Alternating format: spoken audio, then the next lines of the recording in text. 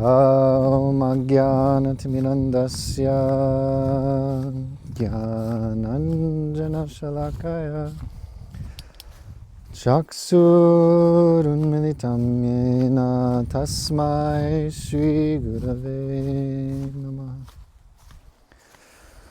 Gurave Gaurachandraya Radhikaya Tadalaya Krishnaya Krishna Bhaktaya Tadbhaktaya Namo Namo.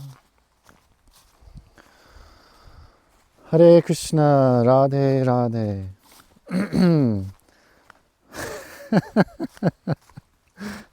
Hare Krishna. So wanted to offer a few more reflections on Srila Gurudev's teachings. And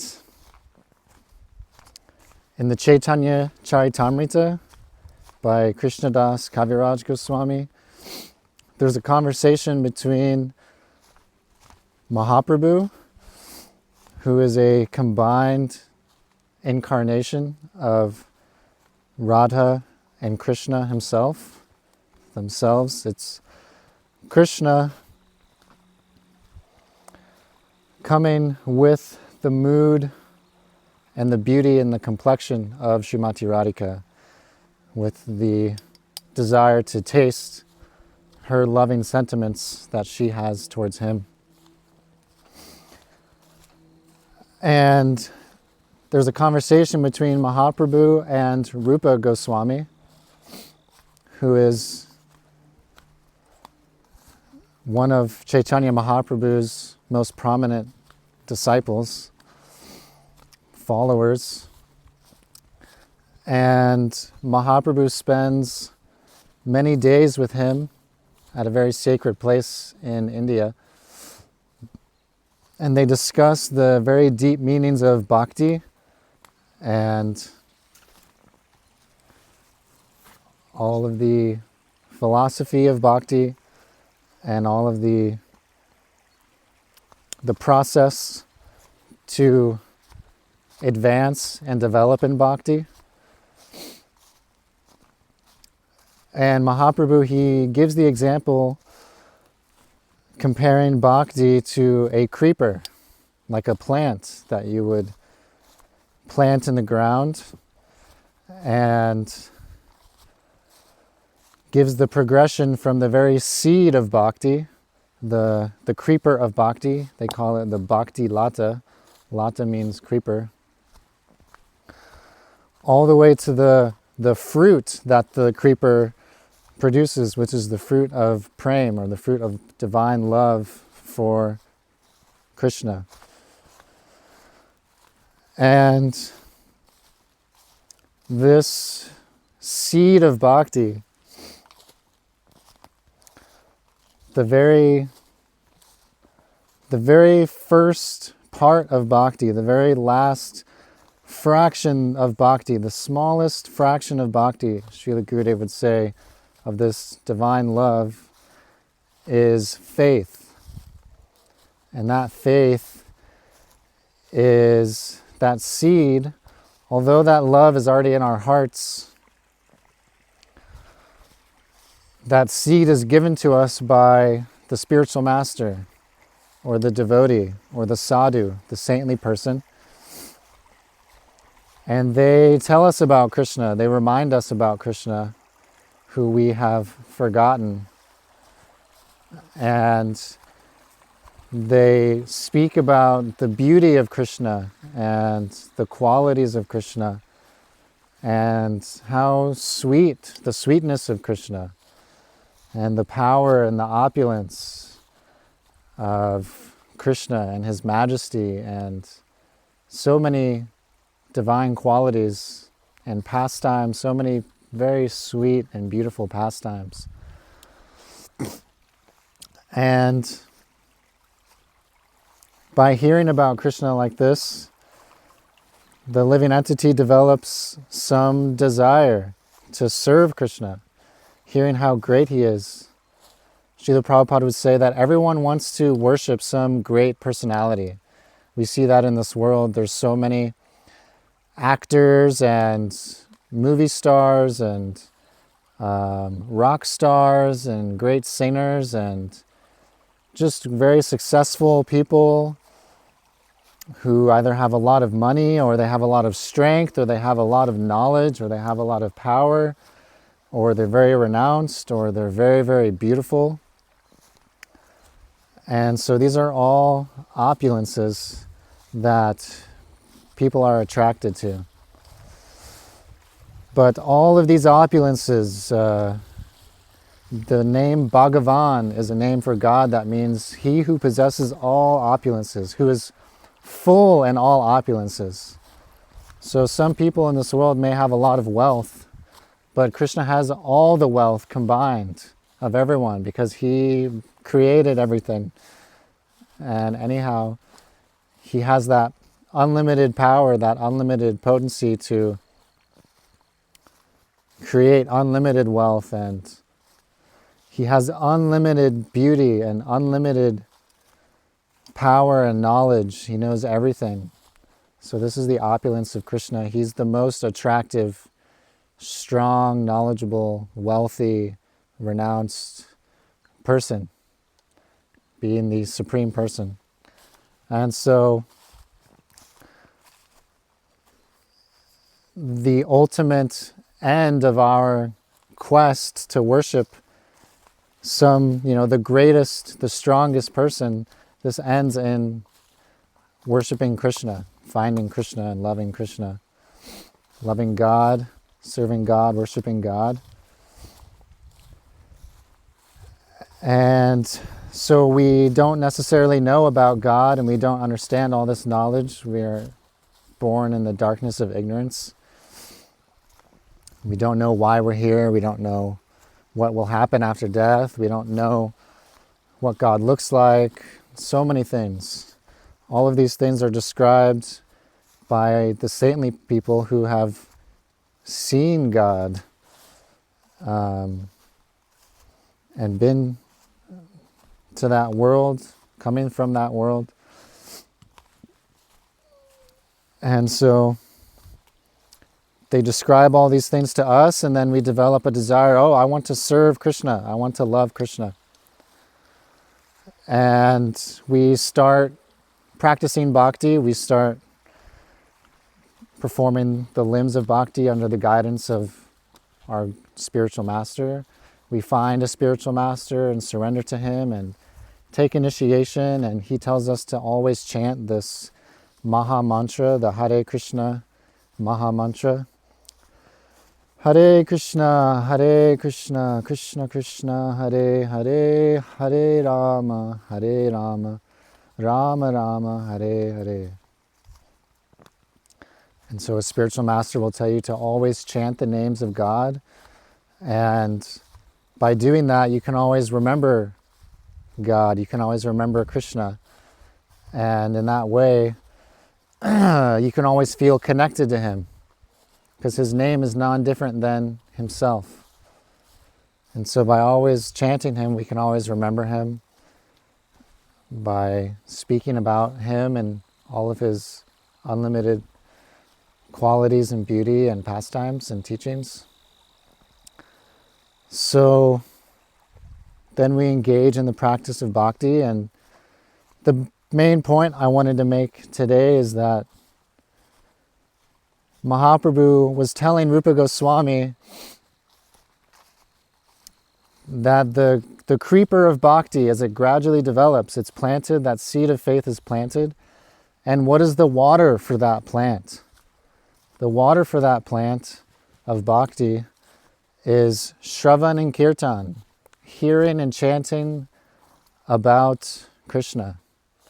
And so we take shelter of the devotees of Guru, and we hear about Krishna from those who have either seen Krishna themselves or have heard about Krishna from people who have seen Krishna and experienced that. And so Srila Gurudev would say in this connection, can you water the plant too much? Can you water the creeper of bhakti too much? And he said, no. Like rice, it grows in water. And so we should always be trying to constantly pour water on this creeper of bhakti so that it will not dry up. And so if we want to develop towards that, attaining that fruit of prem, and so that our creeper of bhakti can grow, one of the most important things that we can do, one of the best things we can do, is to constantly chant and to constantly hear about Krishna. Srila Gurudev would always say 1,000,000 times that hearing is first, and hearing is actually the first limb of bhakti. Otherwise, how can we know anything about Krishna? How can we even know about his name if we haven't heard the name, heard the pastimes?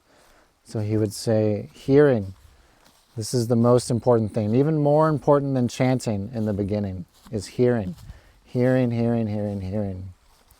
from more advanced devotees. And then by that, we can gradually develop a taste for chanting, a taste for worshiping, a taste for everything else. And agreed for realizing our spiritual form, and agreed to attain service to Krishna and go back to him.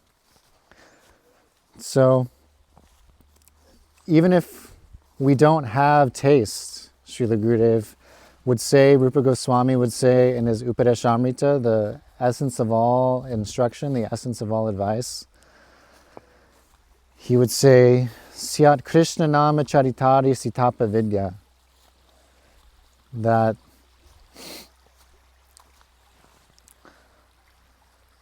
the conditioned soul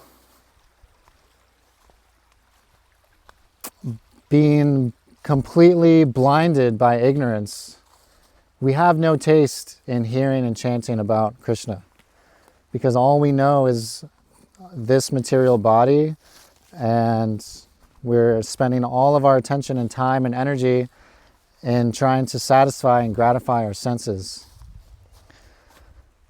And so we only have taste for material things, for material sounds, for material enjoyment.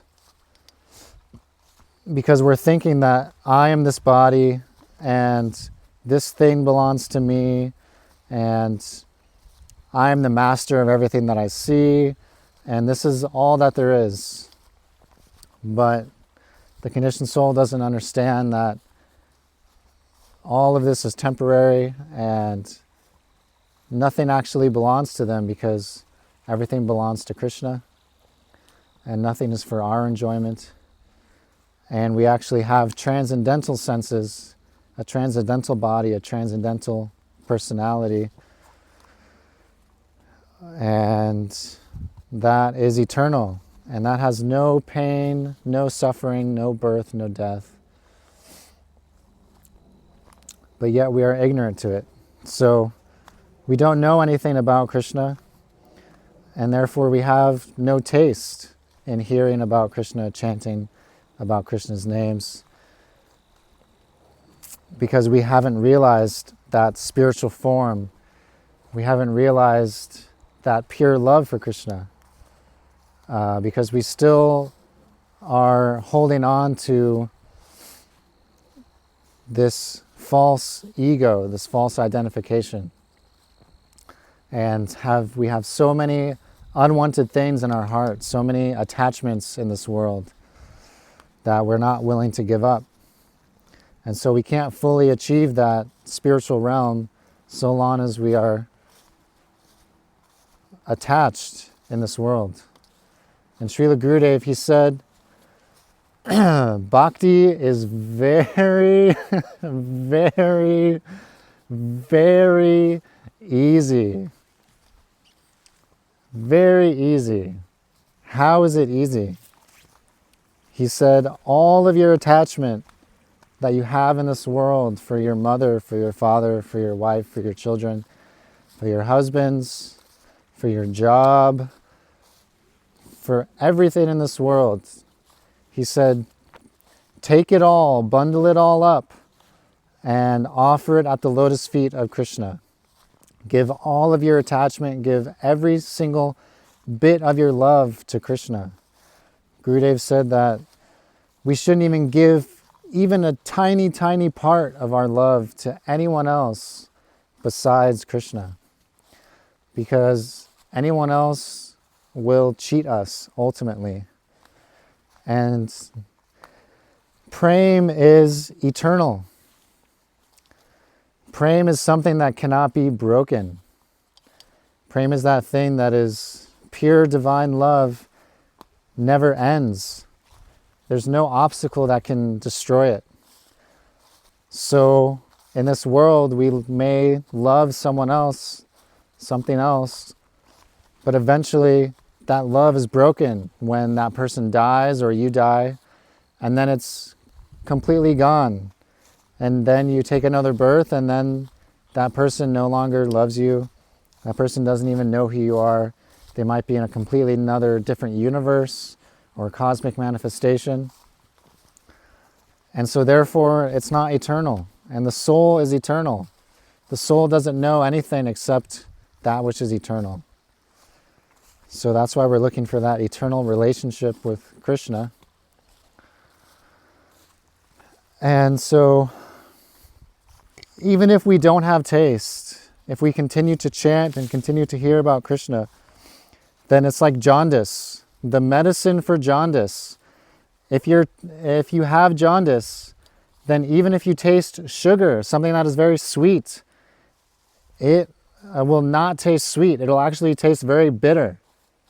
So right now, we are thinking that the holy name of Krishna, thinking about God and serving God, this is very bitter. We don't like it. We like to enjoy, we like to party, we like to dance, we like to enjoy sex life and take intoxication and eat meat and all these things and sleep. But if we keep hearing and we keep chanting and we keep associating with those devotees who have that transcendental love, that taste for engaging in spiritual life, then gradually our jaundice of ignorance will go away and we can awaken to our real eternal position of pure love for God and service to Krishna. So this was the main point. There was other things that I wanted to talk about, but we'll do that on another day. And thank you so much. Hare Krishna.